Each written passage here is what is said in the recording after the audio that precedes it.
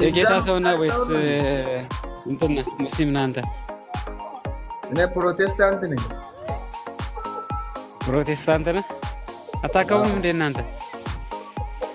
አታከብሩም? መጀመሪያና ችግር የለም ስለምገባ ማታ ላይ ስለማሸሽ በደንብ አስረዳለሁ። መረጃ ከመረጃ ጋር እያጣቀስኩ የመጽሐፍ ቅዱስ ጥሬ ቃሉን እያወጣሁ ችግር አለ።